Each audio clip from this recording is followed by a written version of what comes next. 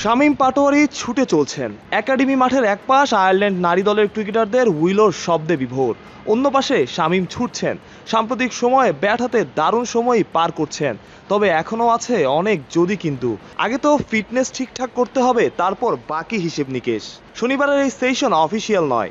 শামীমের মতো যারা 4 দিনের এনসিএল খেলেছেন তাদের এনসিএল টি-20-র জন্য ফিটনেস টেস্ট দেওয়ার প্রয়োজন নাই। শামীমের এই ছুটে চলা স্ব ইচ্ছায়।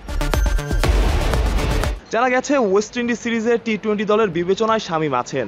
এর একটা কারণ যেমন সাম্প্রতিক সময় তার পারফরম্যান্স, তেমনি বাকিদের ইনজুরি। বগুড়ায় অনুশীলনের সময় চোটে তাওহিদ হৃদয়ের খেলাটাও অনিশ্চিত। ক্যাপ্টেন নাজমুল হোসেন শান্তর খেলা নিয়েও আছে শঙ্কা।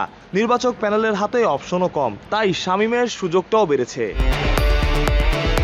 একের পর এক ইনজুরিতে নাজেহাল বাংলাদেশ ক্রিকেট। ইনজুরির জন্যই দল তৈরিতে হিমশিম খেতে হচ্ছে, দল ঘোষণায়ও দেরি হচ্ছে। নাজমুল হোসেন শান্ত ওয়ানডে স্কোয়াডে না থাকলেও তাকে টি-20-র প্রস্তুতির জন্য ওয়ানডে দলের সাথেই নিতে চায় টিম ম্যানেজমেন্ট। মিরপুরের শান্তকেও পাওয়া গেল ব্যক্তিগত অনুশীলনে। টি-20 দলে মাহমুদুল্লাহ রিয়াদ নেই, তবে ওয়ানডেতে থাকছেন প্রায় নিশ্চিত।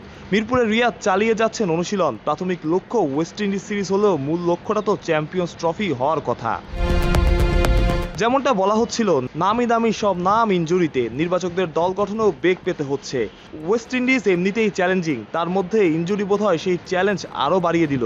ওয়ানডেতে যেমন মুশফিকুর রহিমের খেলার সম্ভাবনাও নেই বললেই চলে। পারুষ প্রত্যয়, বিডি ক্রিক টাইম।